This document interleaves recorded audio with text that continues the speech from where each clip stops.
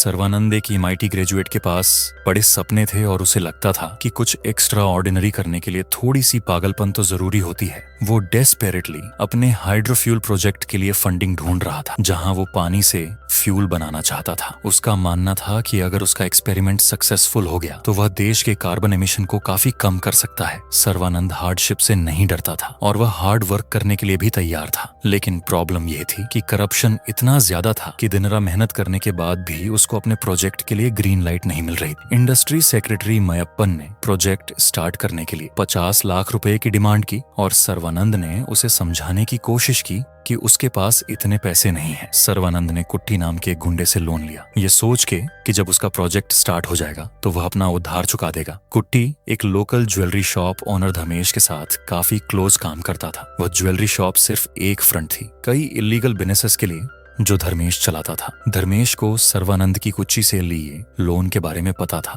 लेकिन उसने इंटरफेयर नहीं किया क्योंकि उसे लगा कि इन छोटी मोटी बातों में टाइम वेस्ट करना बेकार है। धर्मेश बड़ा खेलना चाहता था और उसके लिए उसका कांटेक्ट हुआ एक मैच फिक्सिंग सिंडिकेट के मेंबर डिमेलो से। धर्मेश और डिमेलो इंडिया और पाकिस्तान के बीच होने वाले मैच को फिक्स करना चाहते थे और उनको पता था कि अगर उन्हें बड़ा प्रॉफिट कमाना है तो उन्हें किसी एलिस्ट प्लेयर से कांटेक्ट करना पड़ेगा और उसे अपने पैरोल पर लाना पड़ेगा। अर्जुन, जो इंडिया के बेस्ट प्लेयर्स में से एक था, रिसेंट टाइम में अच्छा परफॉर्म नहीं कर रहा था, इसलिए धर्मेश ने उससे कांटेक्ट करने की कोशिश की और एक लुक ऑफर दिया, लेकिन अर्जुन ने धर्मेश के कॉल्स को इग्नोर किए और इसी वजह से धर्मेश का प्लान वहीं रुक गया। आइजक अखिलन, जो चेन्नई का डिप्टी कमिश्नर था, उससे कुछ शक हो गया था कि क्या हो रहा है और इसलिए धर्मेश ने कुछ टाइम तक लो प्रोफाइल रहने का डिसीजन लिया। दूसरी तरफ सर्वानंद ने कुमुदा से सब कुछ झूठ बोला था। कुमुदा के पापा ने अपने मरने से पहले एक कैंटीन खोला था ताकि जब वह नहीं रहेगा तो कुमुदा और उसका परिवार एक स्टेबल रेवेन्यू सोर्स से चल सके। लेकिन सर्वानंद ने जब बिजनेस टेक ओवर किया तो उनका कैंटीन बंद हो गया और कुमुदा को इसके बारे में कोई भी आइडिया नहीं था। कुमुदा बहुत टाइम तक ये मानती रही कि सर्वानंद ने कैंटीन के लिए पैसा लिया है और अब वह अपने पैशन प्रोजेक्ट में इन्वॉल्व्ड नहीं है, जिससे वह बैंकरप्ट भी हो सकता है। कुमुदा डेस्परेटली एक बच्चा चाह रही थी और वह डॉक्टर्स के साथ IVF प्रोसीजर के लिए भी बात कर रही थी। डॉक्टर्स ने उसे बोला था कि इस प्रोसीजर के लिए करीब 5 लाख लगेंगे और कुमुदा, जो अपने हस्बैंड की लाइफ में क्या हो रहा है उससे अनजान थी, पूरी तरह से श्योर थी कि सर्वानंद यह पैसा अरेंज कर लेगा। सब कुछ तब बिगड़ गया जब एक दिन कुट्टी और उसके आदमी सर्वानंद के घर आ गए और उन्होंने कुमुदा को बता दिया कि वो क्या कर रहा था, सिर्फ कैंटीन बंद करना और पैसा उधार लेना ही नहीं। सर्वानंद ने कुमुदा के पुरखों की घर के पेपर्स को भी सिक्योरिटी के रूप में इस्तेमाल किया था। कुमुदा डिसअपॉइंटेड थी, उसका दिल टूटा हुआ था और वह फ्रस्ट्रेशन से भर गई थी। सर्वानंद एक बड़ी मुसीबत में था और उसे बिल्कुल भी समझ नहीं आ रहा था कि वह इससे कैसे निकलेगा। फिल्म की शुरुआत में हमें पता चलता है कि अर्जुन और कुमुदा ने एक ही क्लास में पढ़ा था और तो और कुमुदा के पापा ही अर्जुन के पहले क्रिकेट गुरु थे और अर्जुन उनकी बहुत इज्जत करता था। जब अर्जुन ने प्रोफेशनल क्रिकेट खेलना शुरू ही किया था, उसने कुछ अच्छे स्कोर्स बनाए और अपने गुरु के पास गया इस उम्मीद में कि वो उसकी तारीफ करेंगे। लेकिन कुमुदा के पापा का अपने स्टूडेंट्स को हैंडल करने का एक अलग ही तरीका था और सबसे बड़ी बात यह थी कि उनकी अर्जुन से एक्सपेक्टेशंस बहुत ही ज्यादा थी।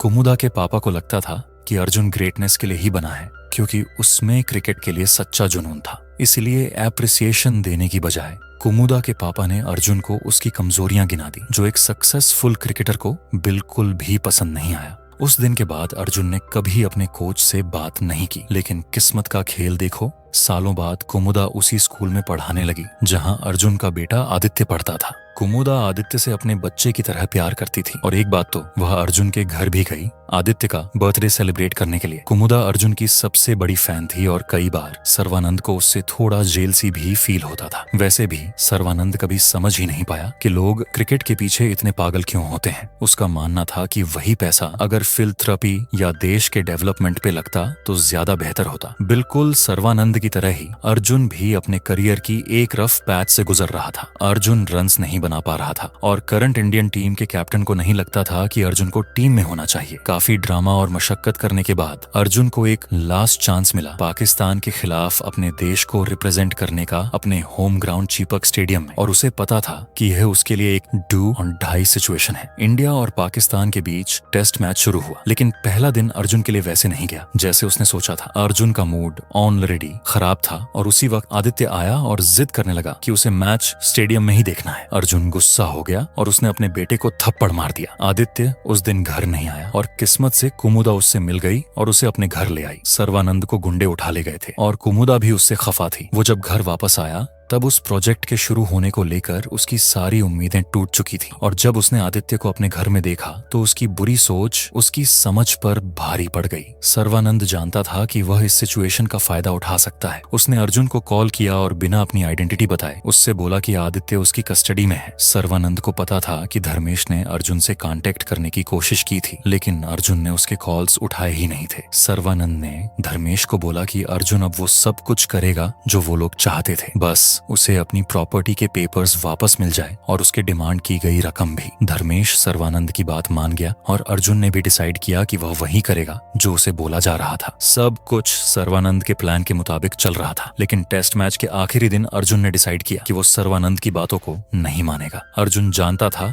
कि ऐसा करने से उसके बेटे की जान खतरे में पड़ सकती है, लेकिन वो अपने देश से गद्दारी नहीं कर सकता था। चोट लगने के बावजूद अर्जुन ने जबरदस्त इनिंग्स खेली और अपनी टीम के लिए मैच जीत लिया। इसी बीच मैच फिक्सिंग सिंडिकेट को पता चल गया कि सर्वानंद ने अर्जुन के बेटे को किडनैप किया था, जिसके बाद उन्होंने धर्मेश को मार डाला क्योंकि किसी प्लेयर के परिवार के साथ छेड़छाड़ करना उनके प्रोटोकॉल के बिल्कुल खिलाफ था। इंडस्ट्री सेक्रेटरी ने सर्वानंद से 5 करोड़ रुपए और मांग लिए थे उसके प्रोजेक्ट को पास करने के लिए और सर्वानंद ने वो पैसा टाइम पर दे दिया था। लेकिन हाइड्रोफल प्रोजेक्ट के बारे में पब्लिक अनाउंसमेंट होने से थोड़ा पहले अर्जुन ने डिसाइड किया कि वह अपने देश से गद्दारी नहीं करेगा और सर्वानंद का पूरा प्लान उल्टी दिशा में चला गया। सर्वानंद गुस्से से पागल हो गया था क्योंकि वह बस अपने डील को क्लोज करने ही वाला था और प्रोजेक्ट के लिए ग्रीन लाइट उसे मिलने ही वाली थी। अपना कंट्रोल खो बैठने के बाद सर्वानंद ने डिसाइड किया कि वो आदित्य को मार डालेगा क्योंकि अब उसे फर्क ही नहीं पड़ता कि वो इसके लिए जेल जाए या फिर उसे फांसी की सजा मिल जाए। मुझे कुमुदा के बिहेवियर में सबसे अजीब बात यह लगी कि उसने सर्वानंद के प्लान का हिस्सा बनने का डिसीजन ले लिया था और डिसाइड किया कि जब तक उसे पैसा नहीं मिलता वो आदित्य को रोके रखेगी। कुमुदा एक बच्चे के लिए बहुत अपसेस्ड हो गई और उसने सोचा भी नहीं कि वो क्या कर रही है। उसे पता था कि जो वो लोग कर रहे हैं वो गलत है,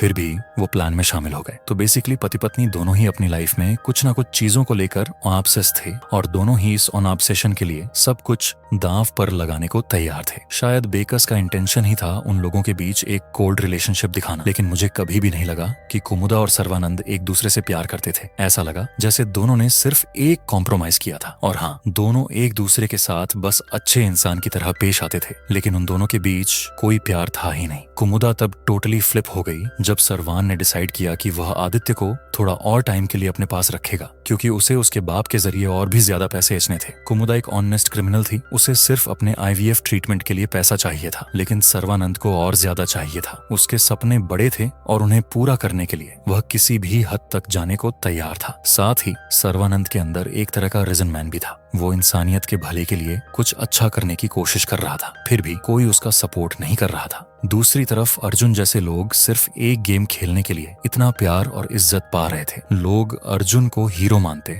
जबकि सर्वानंद जैसे लोग जो नए टेक्नोलॉजी के बाउंड्रीज को पुश कर रहे थे उन्हें लूजर समझा जाता था। जब अर्जुन ने डिसाइड किया कि वो अपने देश के लिए खेलेगा और इंटेंशनली आउट नहीं होगा, तब सर्वानंद को समझ आ गया कि उसका पूरा प्लान फेल हो गया है। टेस्ट फिल्म के एंडिंग में जब सर्वानंद गुस्से से भरा हुआ आदित्य की तरफ दौड़ता है, कुमुदा घर लौट आती है और अपने पति के गुस्से से उस बच्चे को बचाने के लिए एक क्रिकेट बैट से उसके सर पर जोर से वार करती है।